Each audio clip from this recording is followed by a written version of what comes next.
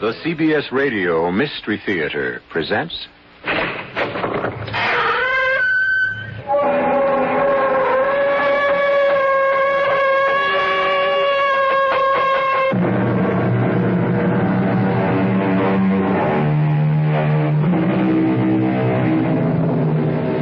Come in.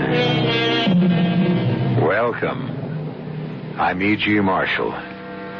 From ancient days to the present, mankind has believed in ghosts. Some claim to have seen them, heard them, and even touched them. There never was any question about the terror of such an experience, real or imaginary.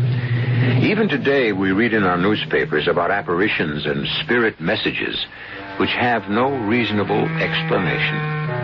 It was such an experience at a lonely inn in Maine that terrified a man of exact science named Professor George Weymouth. You saw what there? 100 yards offshore. An inverted funnel of water like a shroud, a winding sheet, the garment of the dead. Oh, come now, Colonel Pingree. A shroud? Just the wind whipping a wave crest into an inverted cone. You look as if you'd seen an apparition. Don't tell me you believe in that kind of thing. You said your name was... Weymouth. Weymouth? Yes. That could explain it.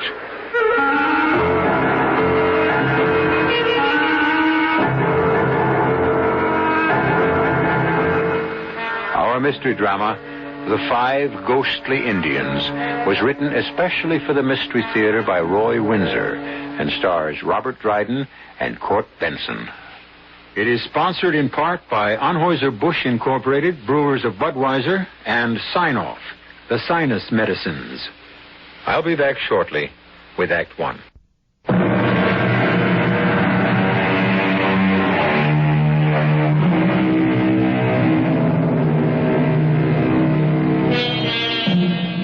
As we approach our country's bicentennial, we think proudly of 1776 and our independence. But what about the first people to live in America, the Indians? Long before we became independent, we had taken away their independence. Someone wrote, "The Pilgrim Fathers landed on the shores of America and fell upon their knees. Then they fell upon the Aborigines." An Englishman exploring the coast of Maine in the year 1605 captured and killed 5 Indians, and the bad relationship began. His name was George Weymouth, and this is the story of what happened to his present-day namesake. Look at this. An Indian arrowhead. Hello there! What? Oh, hello. There. Heard you'd arrived at White Pines. My name's Pingree. Colonel Caleb Pingree. How do you do, Colonel? George Weymouth. You don't mind me butting in this way? If you do, say so, and I'll finish my walk up the beach. Oh, certainly not. I was just about to walk back to the inn. It's growing dark, and I'm chilled. Yes. Oh, that's a cold-looking ocean. Forbidding. Well, come along. We'll have a cup of tea in front of the fire in the lodge. That sounds inviting. Oh, look here. Just before you hailed me, look what I found. What's this? An Indian arrowhead among the rocks? Well, that's unusual. There's a design on it.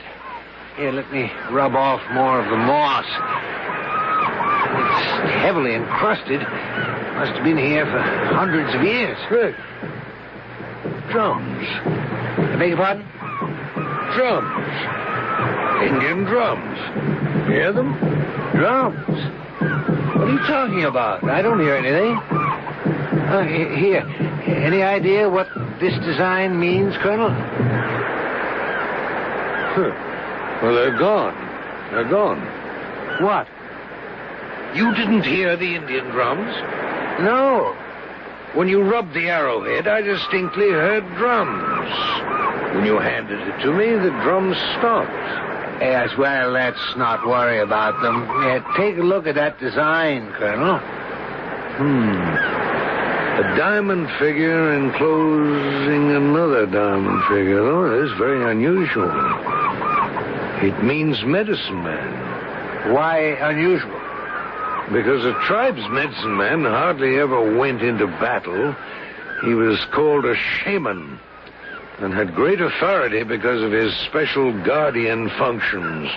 That's why he became known to us as a medicine man. Well, you've made a remarkable discovery. Here you are. It's quite beautiful, isn't it? Good heavens. Well, what is it? What? The drums. And look! Look out there, about 100 yards offshore. See it? See what? I see whitecaps as far as I can see, nothing more. And drums? You're hearing things, Colonel. Look there! Follow where I'm pointing. See that inverted funnel of water? It's like a shroud. Don't you see it? I really don't. May I have the arrowhead? Yes, of course. Well, the drums have stopped. And that funnel of water is gone. You're a romantic, Colonel. Yes. Do you know what I'd do with that arrowhead if I were you? I'd throw it in the ocean. I certainly won't do that. You said it was unusual. My young daughter will treasure it as a wonderful souvenir. You're not pulling my leg, are you, Colonel? I assure you I'm not. What did you say your name was? Weymouth? Yes. George Weymouth. I'm an assistant professor of zoology. Weymouth? Yes, that could explain it. Explain what? Do you know anything about the history of your surname? No, not too much. There have been Weymouths here since the Revolutionary War. General Tad Weymouth. The name goes further back than that, Professor. I think I'd better tell you about it.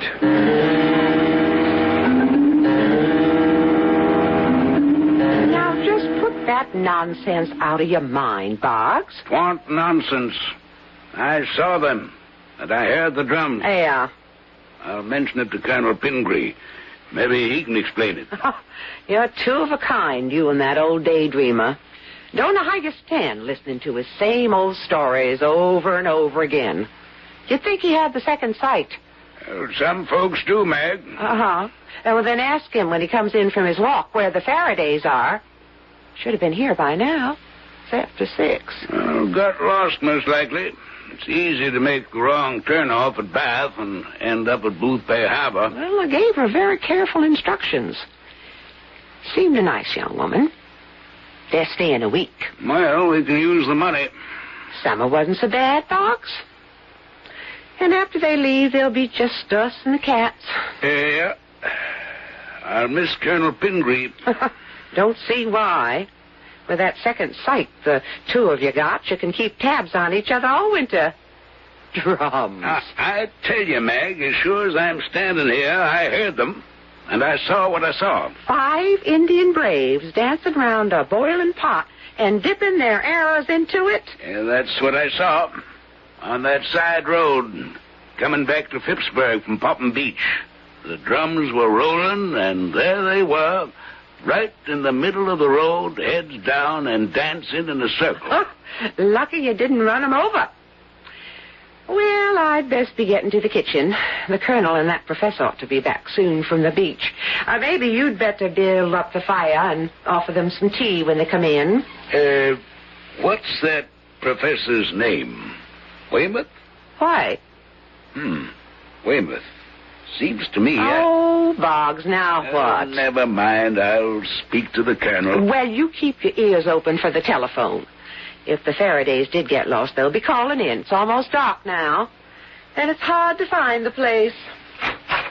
Oh, it feels good in here, Colonel.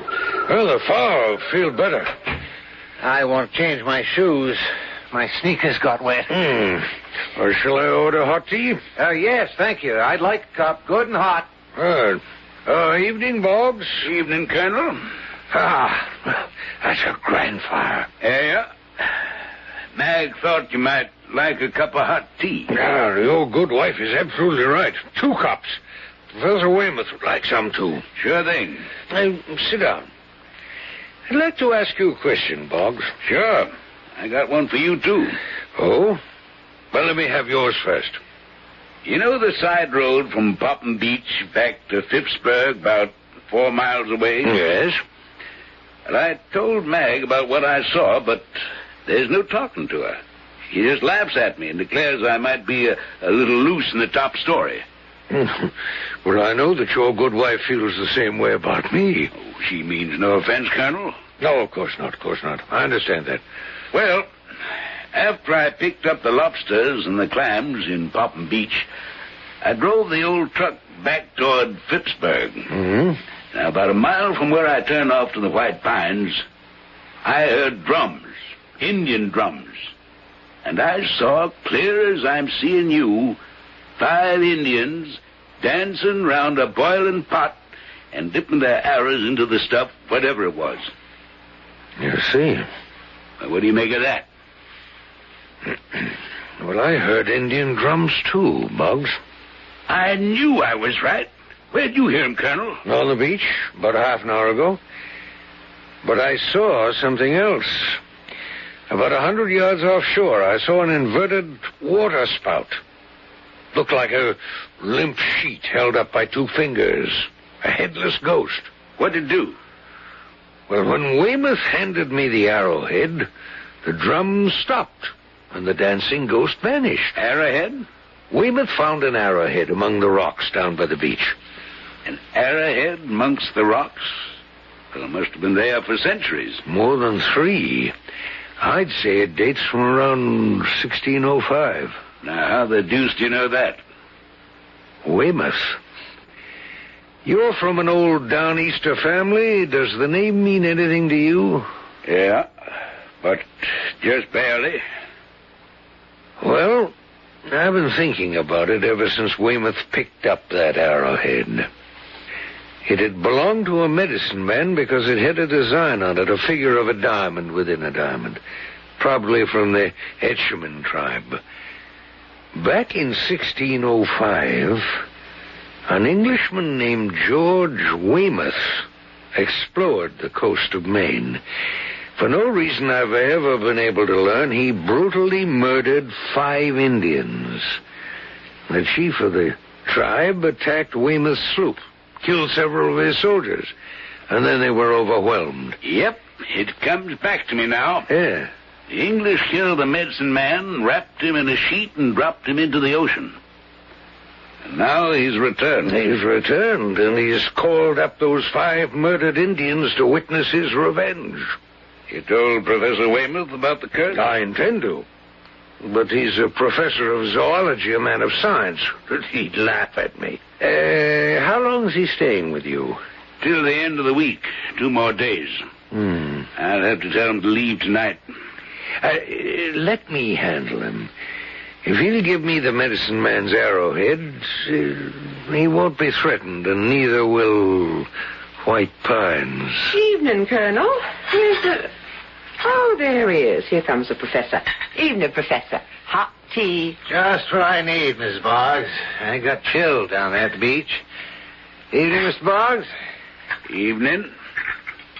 Thanks for the talk, Colonel. Oh, you two been yarning about those Indian drums and them 5 dancing Indian braves. They're real enough, Mag. Now, don't tell me, Colonel, that you still think you heard drums and saw an apparition offshore? Your name is Weymouth. Over 300 years ago, your ancestor, George Weymouth, cruelly murdered 5 Indian braves and killed the medicine man of their tribe and buried him at sea. When you picked up that arrowhead, you triggered the guardian spirits of those Indians, and they have been awakened. Indeed. To what purpose? Revenge, Professor Weymouth. I don't believe it, Colonel. with all due respect to folklore. I didn't expect you to believe it.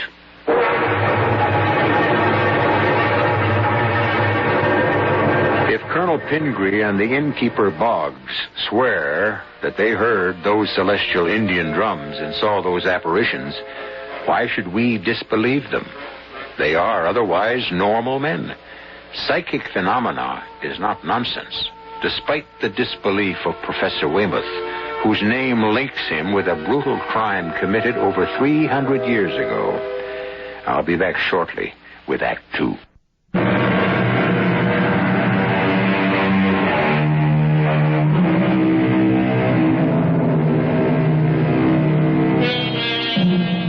It might be that some Downeasters have retained imaginations more lively than our own because our 23rd state, Maine, has a rugged climate, and its people never forget it. In the sparsely settled wilderness, it would be easier to see ghosts of Indians from long ago, in the forests, in front of a blazing hearth.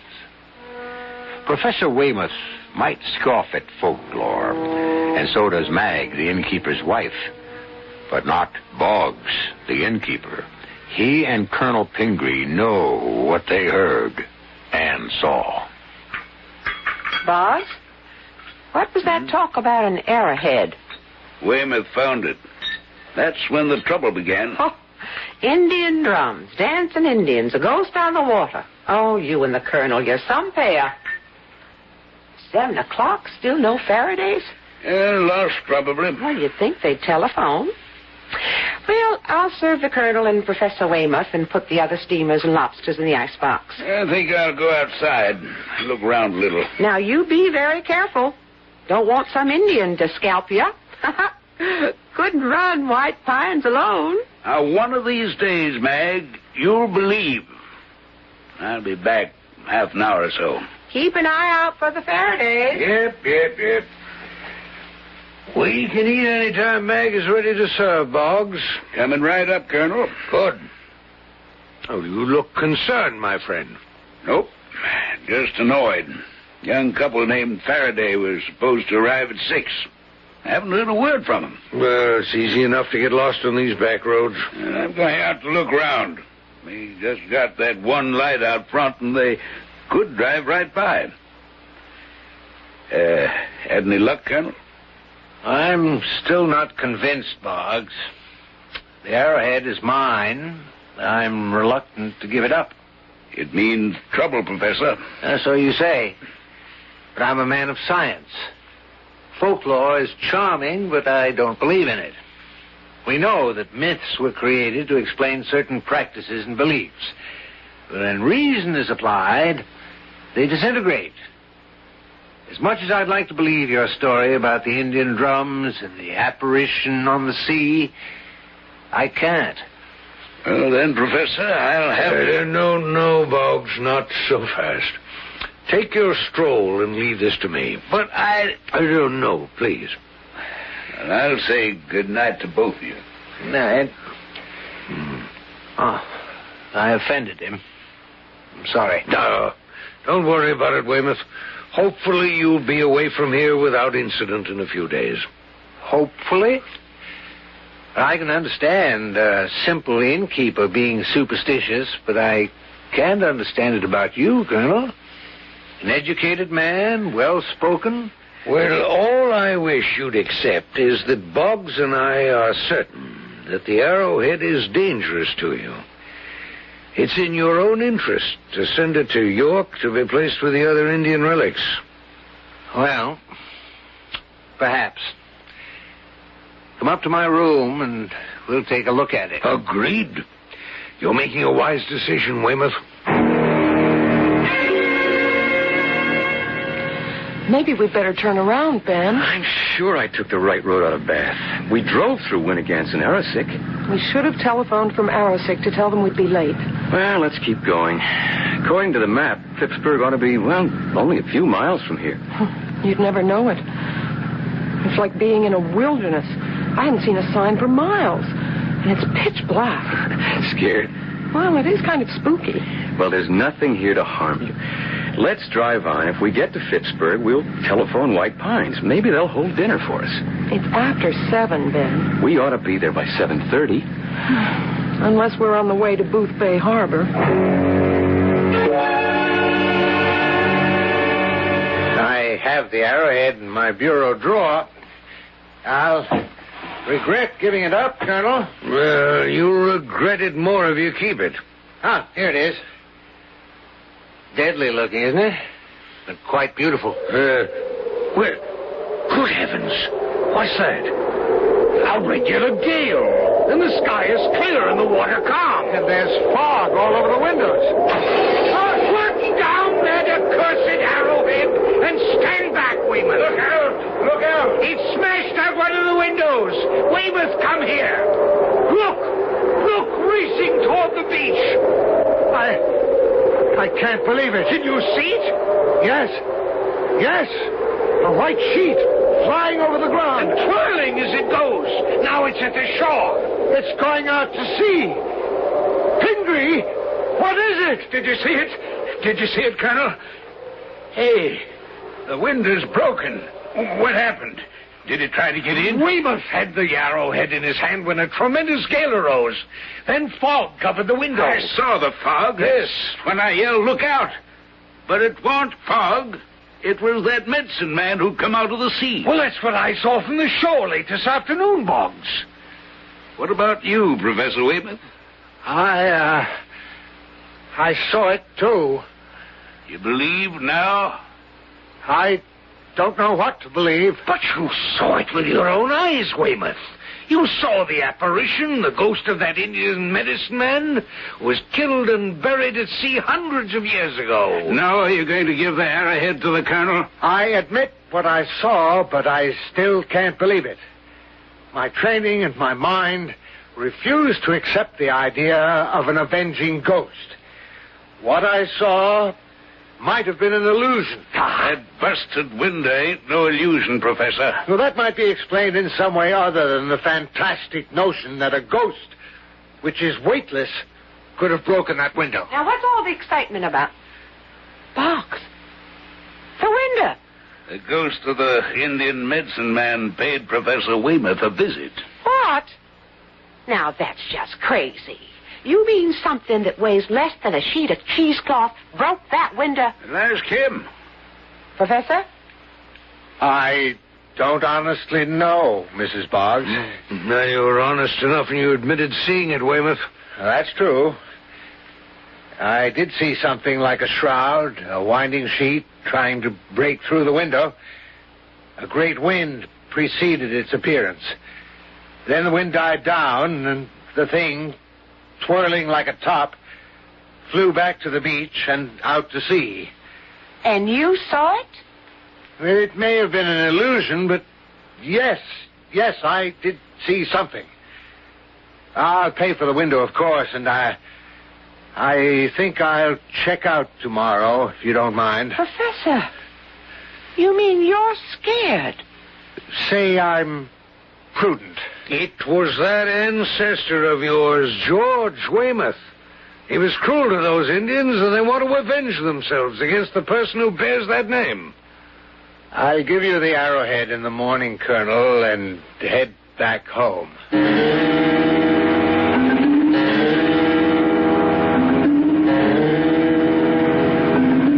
About 10 more minutes, Fran. I'm glad we telephoned. She was so nice, Mrs. Boggs. She'll have the steamers ready and then the lobster. Perfect. I could eat for hours. Ben, slow down. Ben, stop. What is it? You sound terrified. Look up their head. You see them? Huh? Don't you see them? Who's them? You mean you don't see them? I don't even know what you're talking about, Fran. The Indians. What? Indians. 5 of them. They're dancing around a big pot. And listen, drums. Indian drums. Hey, come on, you're pulling my leg. Indians dancing around a pot. I don't see a thing as far as the headlights carry. You all right, Fran? Of course I'm all right. You mean you really can't see them? They're dipping their arrows into the pot as they dance around it. Toledo, you must have flipped. I assure you, honey, there's nothing in the road. Nothing. There is. I tell you, I see them. Hunger can make a person see things sometimes. I'm hungry, but I'm not starving to death. Darn it, Ben, I see them. Are you telling me I've come off the spool? Well, what do you want me to do? Shoo them away? I don't know what we should do. Well, I do. You close your eyes. I'm driving on. Indians or no Indians, I want to get to White Pines.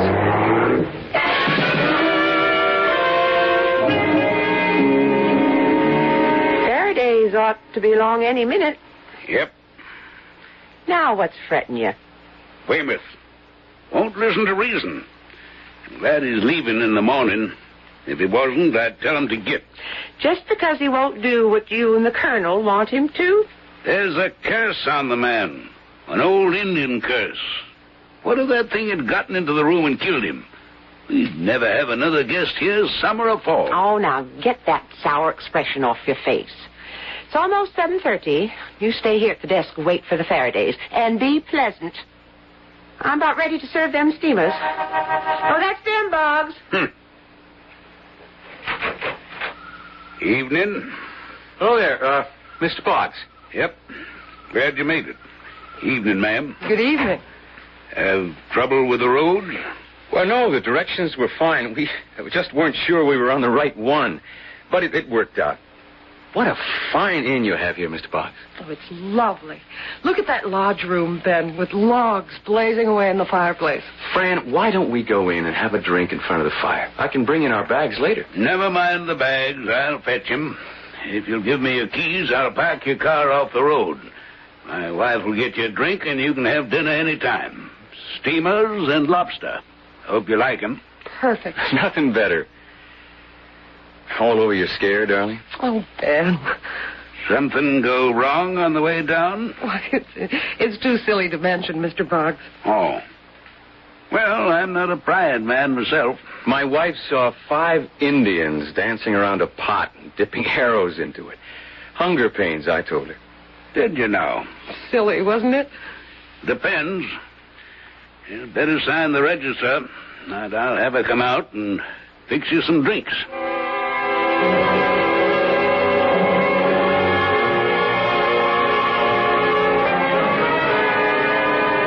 Well, we'd better go down to dinner, Weymouth. Right. It's after 7:30. Still got your appetite? Oh, yes. I'm recovered now. Quite an experience for you to tell about back home. A phenomenon. I can't quite yet encompass what happened. Well, accept it. Give me the Arrowhead and tell your story on a wintry night to that little girl of yours. Of course, it's not a story, not fiction, because it really happened. It was strange. I know what I heard and saw, but there must be a rational explanation for what happened. Including the breaking of the window? Even including that. It must have been some freak kind of pressure. I have nothing to fear from mere ectoplasm. Well, maybe you don't have anything more to fear, but don't count on it.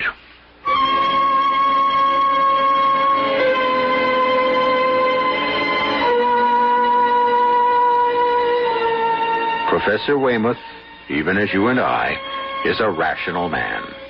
He accepts only what he can touch or see. His mind rejects the possibility of ghosts. But is there anyone who doesn't know of a haunted house? Haunted by what? A specter? Yes, indeed, Professor Weymouth. For all your education, you cannot prove they don't exist. I'll be back shortly with Act 3.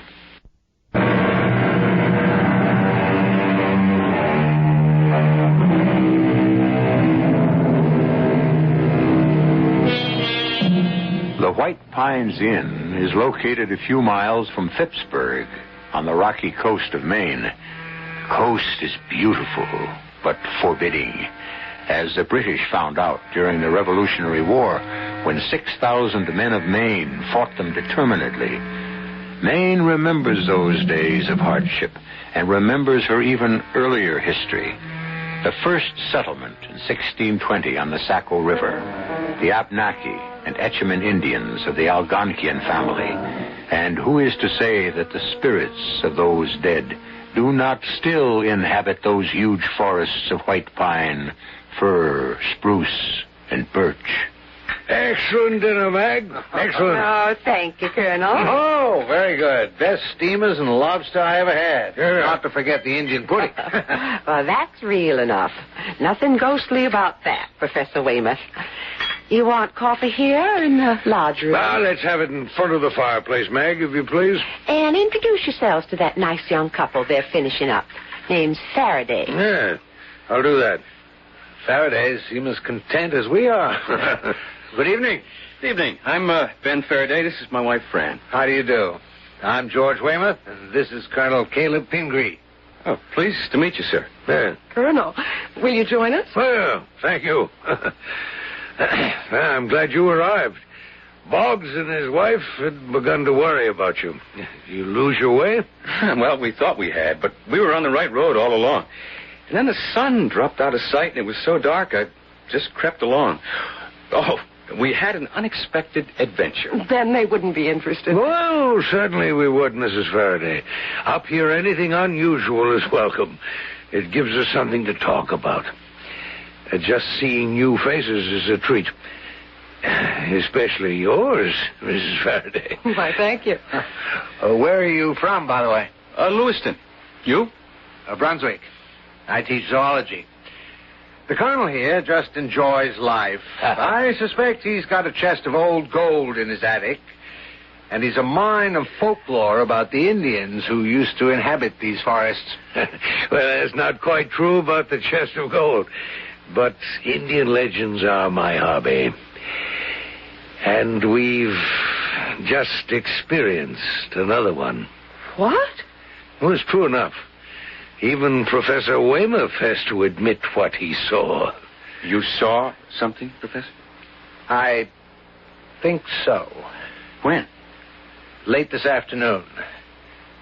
Well, why are you looking so startled? Mrs. Faraday? Excuse me. You, experienced an Indian legend? 4 cups, cream, sugar. I'll leave the pot. No, thank you, Mag. Are you all right, young lady? You're kind of peaked. Oh, Indian legend. So that's it, Colonel. Got another listener to those Indian legends of yours. No, my dear Mag, I've said Now, nothing. don't let the Colonel pull your leg, Mr. Faraday. He and my husband, Boggs, sees things where they ain't. If they ought to give me the creeps listening to the two of them. Say what they want to. There's no such thing as ghosts. What about the broken window, Mag? Well, that's just a freak swirl of wind. And the twirling shroud that scudded out to sea. Well, I didn't see it. Now, I'll thank you not to go scaring these young folks. You are not going to believe this, Mrs. Boggs. Go on, Fran, tell them.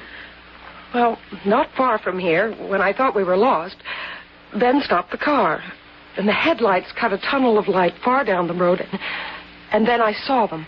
People see things when they're hungry. Maybe I was imagining things, but I'd swear I really saw them. 5 Indians dancing around a pot or cauldron and dipping their arrows into it. You have no doubt about what you saw, Mrs. Faraday? I saw them as plain as I see you. Well, Professor, I was inclined to disbelieve you and Boggs, Colonel, but this story of Mrs. Faraday's cannot be discarded. You saw the Indians. Did you hear drums? Yes, distinctly. What's this all about? Revenge. Revenge, Mr. Faraday. What? Revenge for what? You'd better tell them, Pingree. You'll excuse me. I need some fresh air. I'll see you later, Colonel. He looks terribly worried, Ben. Yeah. Because he's the intended victim of an Indian's revenge.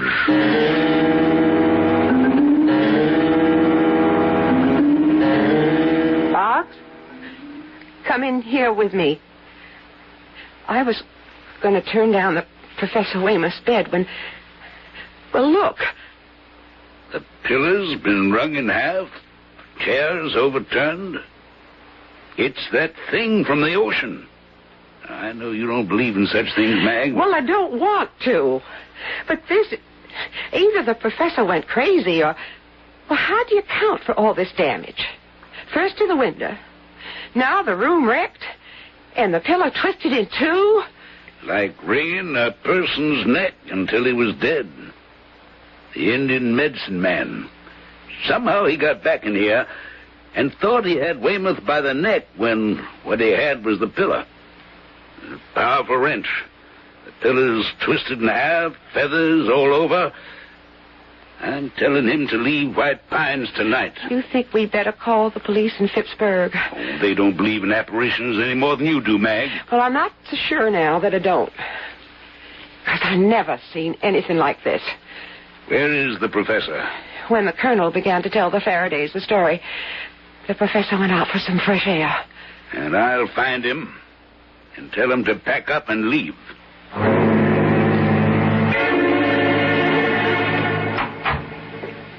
Oh, Mr. Boggs. Like to have a word with you, Professor. Enjoy your stroll, Weymouth? I just stood outside and breathed deeply and looked at the sky. Mag went upstairs to turn down your bed. The room was a shambles. Chairs overturned, the bed all rumpled, and the pillow wrung in half. What? I haven't been near the room since dinner time. The ghost of that Indian medicine man's been there. If you'd been stretched out on that bed, you'd be dead.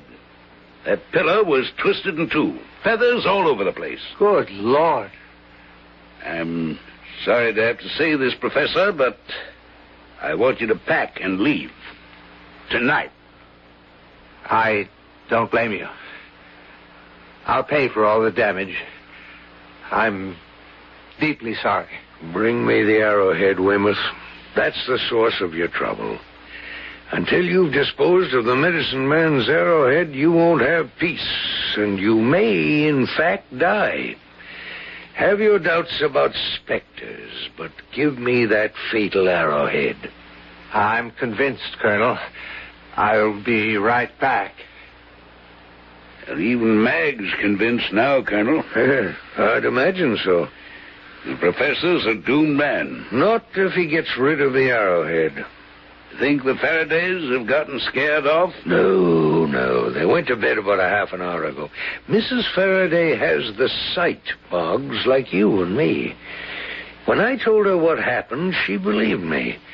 Even her husband began to be convinced. Oh, they'll stay. But you're quite right in telling Weymouth to leave. Tonight.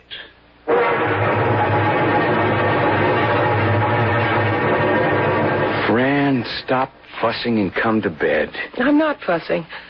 I'm just thinking about what the colonel told us about George Weymouth and how he murdered those 5 Indians way back in 1600-something. Yeah, but it's just crazy to think that some old medicine man is out to murder the professor. He didn't kill those Indians. Why is he to blame? Just because he has the same name, that's all. You believe that? Yes, Ben. Oh, my goodness. What is it? Look out there. On the water, see it? Yeah. Something's rising from the water offshore. It's a water spout. No, it's not. It's upside down. It looks like a sheet, and it's turning round and round. And it's floating this way, toward shore. What is it? It's that thing the colonel told us he saw. The ghost of the medicine man who was buried at sea. It's coming towards the inn. Ben, I'm afraid. I'll get Bob. No, don't leave me, Ben. Look, it's on the shore, and it's coming up the hill. And listen to the wind. It's coming toward us. No, it's heading for the rooms to our right. That's where Professor Weymouth is staying. It's after him, Ben. It broke the window. The whole place is shaking. Come on, friend. Let's get out of here. Help me! Help me! The thing's got him, Ben. Colonel, Mr. Boggs. Open the door, Boggs. We have only seconds. Don't go in there, Ben. I have to. Help me, someone! Good Lord, it's at his throat. Help me, Boggs. Faraday. It's like canvas. Hang on. Pull it away from his throat. I picked up the arrowhead to bring it downstairs. It's dragging me toward the window. It's twisting round his throat. Hold him round the middle. He'll be dragged through the window. Meg, find that arrowhead and throw it out the window. Oh, the hero! Out the window. Throw it, Meg.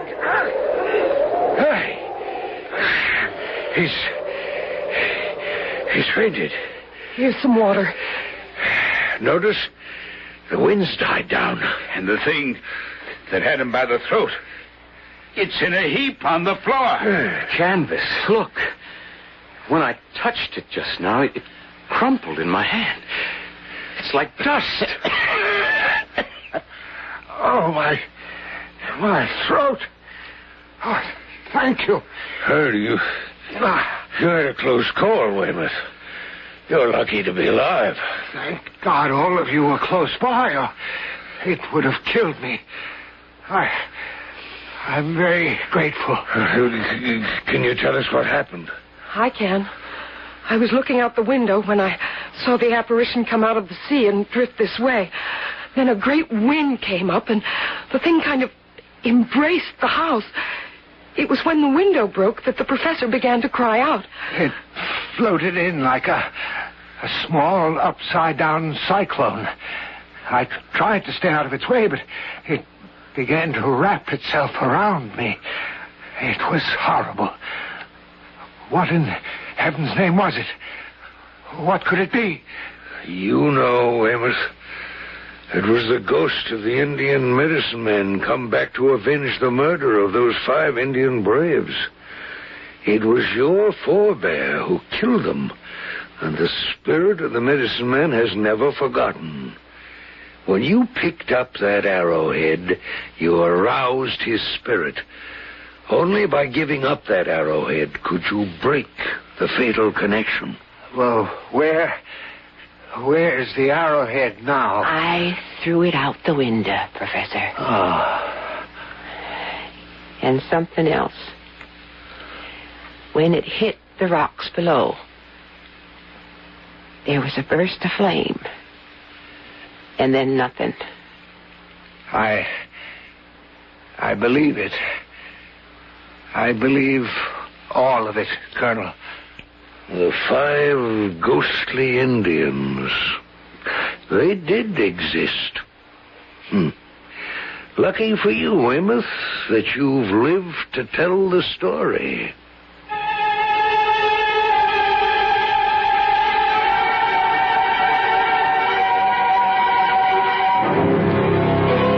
The dread of the supernatural goes back to earliest man. As he roamed the earth, he was encompassed by many terrors. There was the terrible dark, with its countless dangers. Legends about second sight are endless. To this day, the avenging specter of the Indian medicine man lives as fact in the mind of Professor Weymouth. I'll be back shortly.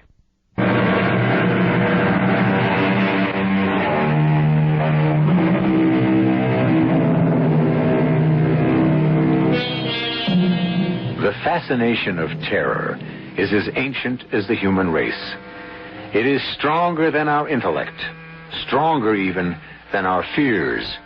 It goes to the core of our very being.